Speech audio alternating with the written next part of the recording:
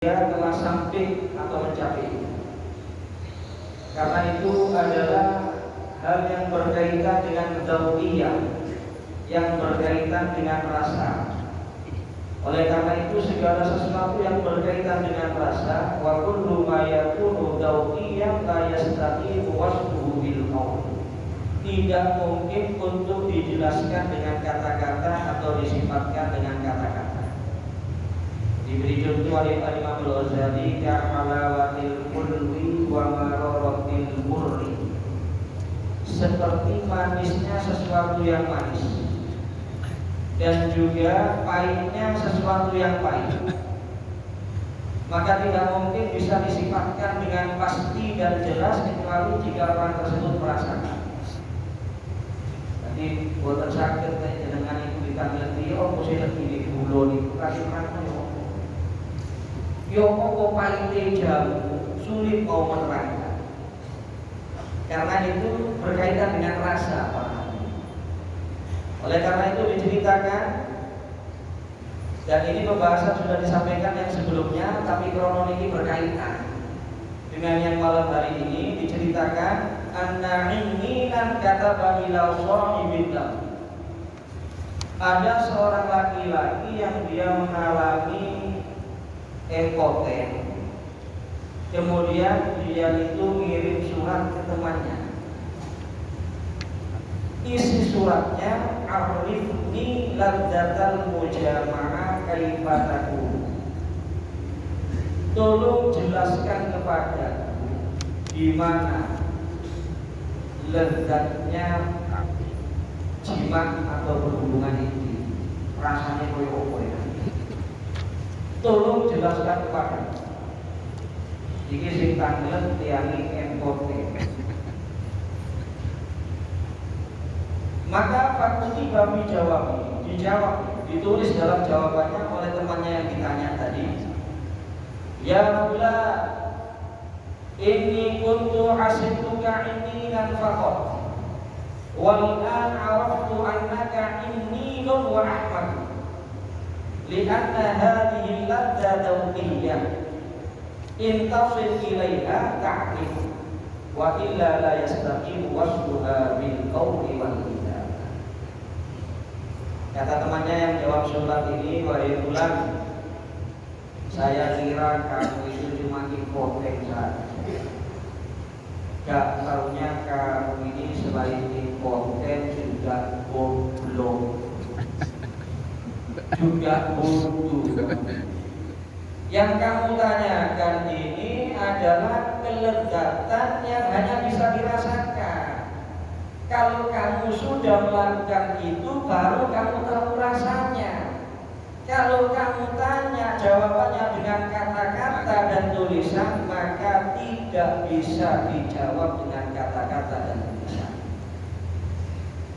Jadi Imam Al-Ghazali ditanya tentang masalah itu, rasanya nikmatnya ibadah, rasanya tobat kepada Allah, rasanya iman, manisnya itu seperti apa? Kata Imam Al-Ghazali, kalau itu tak bisa dijawab dengan tulisan, tak bisa dijawab dengan kata-kata. Kalau kamu sudah mencapai makom itu, baru kamu akan merasakan sendiri. Tapi pertanyaan kamu yang lain bisa dijawab. Wa ammal ba'dul ladzi yastaqimu lahul jawab. Adapun pertanyaan kamu yang lain yang mungkin untuk dijawab, faqad dzakarnahu fi ihya'il ulum. Aku telah menjelaskan dalam pembahasan yang sebelumnya mengenai menghidupkan ilmu wa ghairihi dan yang lainnya. Jadi pertanyaan yang selanjutnya yang bisa dijawab ini sebetulnya jawabannya juga sudah ada yang disampaikan oleh Imam Al-Ghazali. Tapi beliau akan menjawab lagi, wa nadkuruhuna nubatan minhu. Kami juga akan menjawab di pertemuan atau di penjelasan ini sekelumit ya darinya. Wa nushiru ilaihi. Kemudian beliau memberikan, kami mengisyaratkan wa nushiru ilaihi fa awwalu su'alika. Pertanyaan kamu yang pertama, dan ini yang bisa dijawab. Qad sa'altani 'anis saliki ma wajaba 'alaihi. kamu bertanya anis salik, tentang orang as-salik yang ingin berjalan untuk sampai kepada Allah. Orang yang ingin betul-betul mengenal Allah. Ma wajaba alaih, apa yang wajib atasnya. Kalau ini bisa dijawab ini. Fanaqulu, maka kami mengatakan, kata Imam Al-Ghazali, faqad wajaba 'ala as-saliki arba'atu umurin. Wajib bagi orang yang berjalan menuju Allah Subhanahu wa taala arba'atu umurin, 4 perkara. Jadi ini boten sakitinya. Kalau orang itu ingin sampai kepada Allah, ingin betul-betul mengenal kepada Allah, ingin merasakan nikmatnya ibadah dan lain-lain, maka 4 ini harus dia jalani. Nomor setunggal, awalul amri i'tiqadun shahih la yakunu fihi bid'ah. Nomor setunggal, hendaknya punya keyakinan yang benar, akidahnya yang benar. Gini kula jenengan iki monggo dimantepno akidah Ahlus Sunnah wal Jamaah. Jangan sampai terkontaminasi, terpengaruh dengan lain-lainnya. Karena akidah Ahlus Sunnah wal Jamaah inilah akidahnya para aulia, para sholihin sepanjang masa yang kita yakini mereka telah mengenal Allah, mendapatkan kemuliaan dunia dan kemuliaan akhirat, mendapatkan pangkat di sisi Allah Subhanahu wa taala. Maka ini mau dimantapno akidah Ahlus Sunnah wal Jamaah. Tidak usah terpengaruh kali sini itu. Kalau oleh jenengan juga api kan macam-macam akidahnya rancang. Berbahaya, dan orang Indonesia ini mudah terpengaruh para hadirin. Teng Indonesia iki aja meneh akidah, ono sing ngaku malaikat Jibril iku lho sing percaya. Makanya polisi Indonesia ini paling hebat. Gak ono di dunia ini polisi sama malaikat kecuali di Indonesia. Untungnya ngaku nih malaikat Jibril. Kalau ngaku nih malaikat Israel, ini dia mikir. Ngaku nabi itu kakak. Banyak ngaku nabi di mana-mana. Macam-macam jenenge ngaku nabi. Padahal sebetulnya sing kakak potongan itu udah iso dipercaya oleh nabi. Tapi ada mengikuti. Oleh karena itu monggo, doktrin akidah ini penting. Monggo gak usah aneh-aneh, gak usah macam-macam.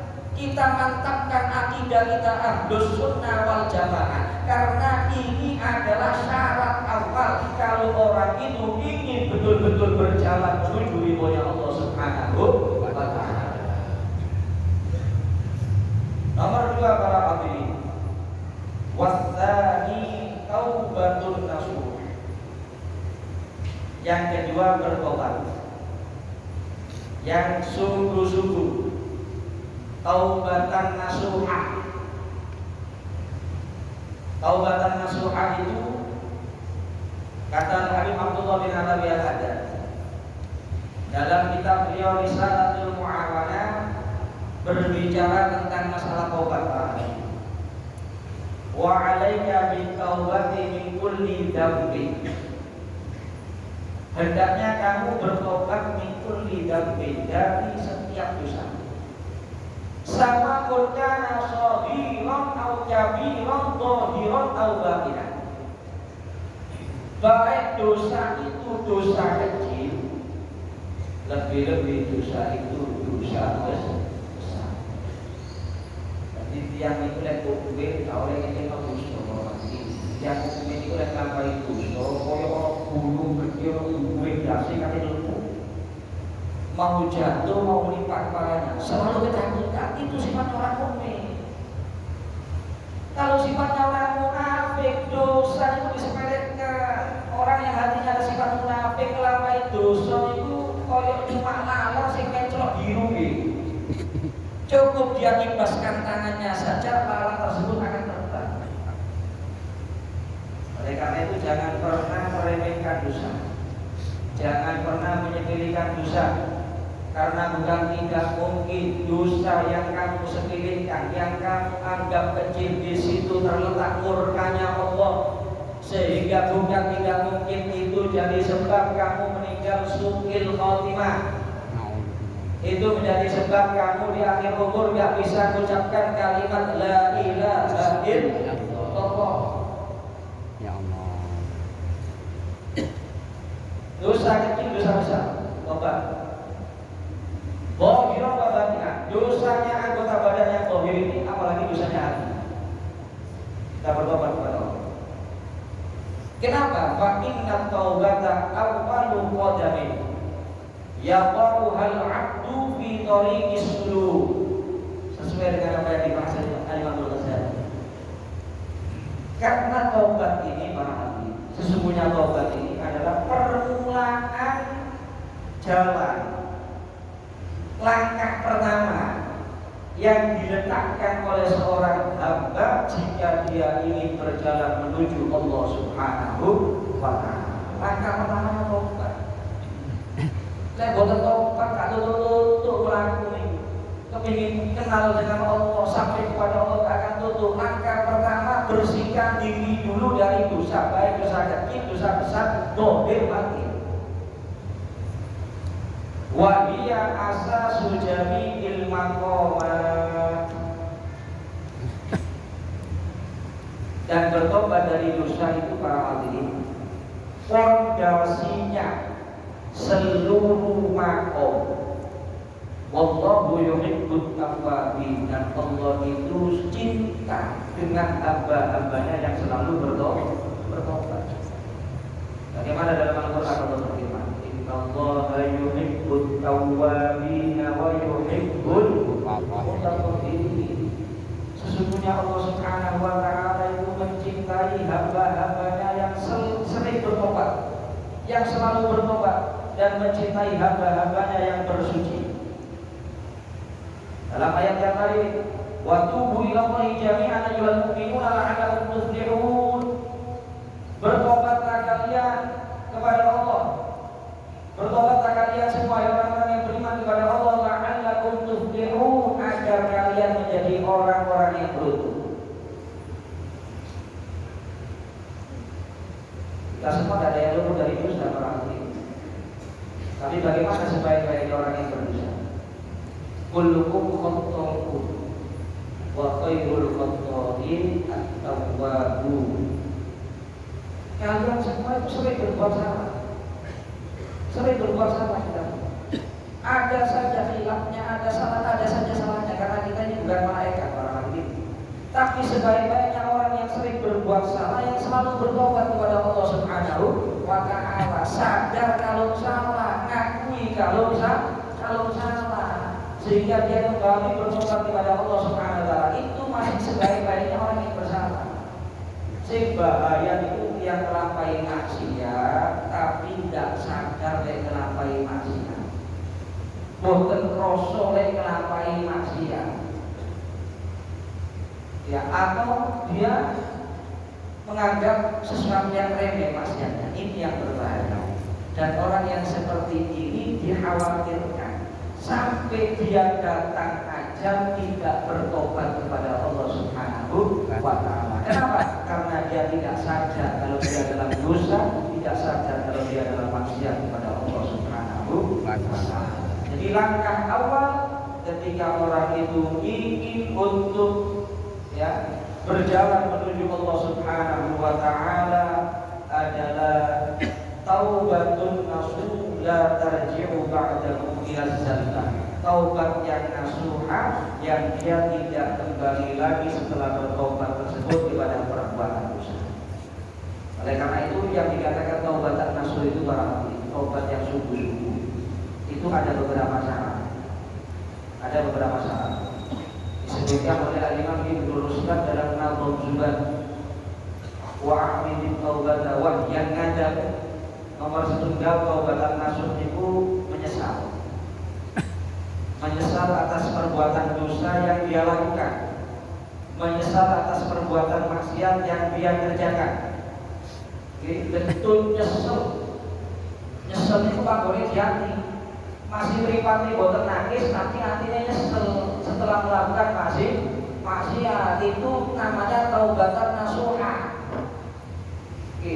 Tapi nek atine bunga lawan maksiat, apa mari maksiat dicerita-ceritakan, naudzubillah min dzalik. Tidak sedikit yang seperti itu. Kadang-kadang orang itu maksiat, kemudian dia bangga dengan maksiatnya. Bukan ditutupi, malah maksiatnya diceritakan kepada orang lain. Naudzubillah min dzalik.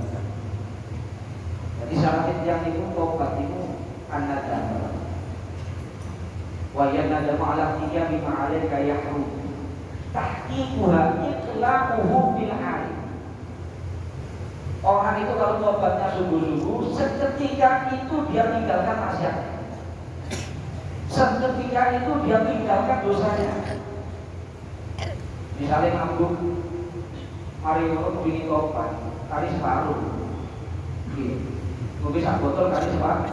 Obat atau tobat, tapi separuh ini tidak mau bisa itu tobat. Kalau pelpur tobat atau tobat, tapi terus mau sampai tutup, ya itu tobat. Syaratnya orang itu taubatan nasuha, langsung al-iqla bil hal. Seketika itu langsung ditinggalkan perbuatan dosa dan maksiat. Oleh karena itu dalam sebuah riwayat hadis,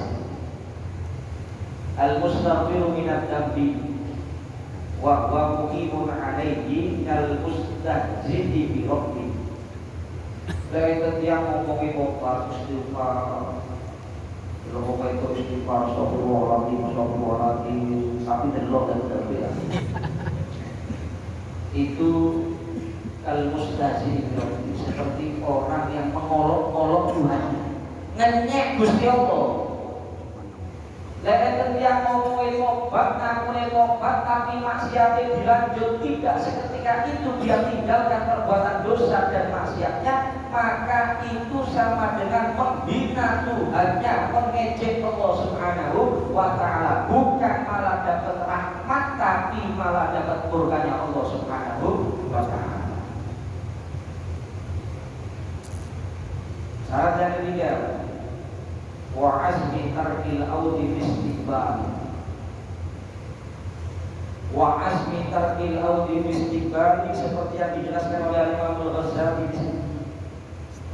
La tarji'u ba'dahu ila salat. Punya tekad yang kuat para hadirin untuk tidak mengulangi lagi perbuatan dosa dan maksiat.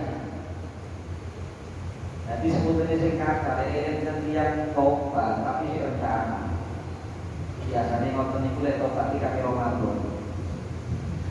Sebetulnya sing kakak kaya ngoten menghormati Ramadan tobat saya masalah.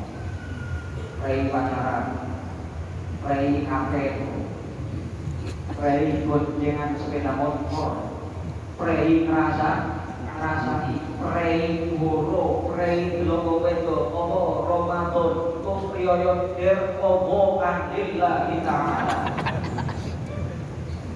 Itu bukan tobat namanya, itu tobat. Mari tobatku umat. Jadi itu tidak memenuhi syaratnya taubatan nasuha. Niat tobat tapi Ramadan, alasannya menghormati Ramadan tapi Ramadannya niat katini maksiat maneh. Naudzubillah min dzalik. Jangan seperti itu. Kalau orang itu taubatan nasuha, betul-betul dia menyesal, maksiat ditinggalkan seketika itu, niat yang kuat dalam hatinya sepanjang hidupnya tidak akan diulangi lagi. Maka kalau hadirin, cuma leti yang itu punya niat yang kuat seperti itu, enten ciri ini dan ini mendukung untuk agar tidak mengulangi lagi perbuatan dosa dan maksiat yang dilakukan. Dahulu kali Abdullah ayat walid ta'ibis shadiqi alamatun. Orang yang sungguh-sungguh dalam tobat itu ada beberapa alamat.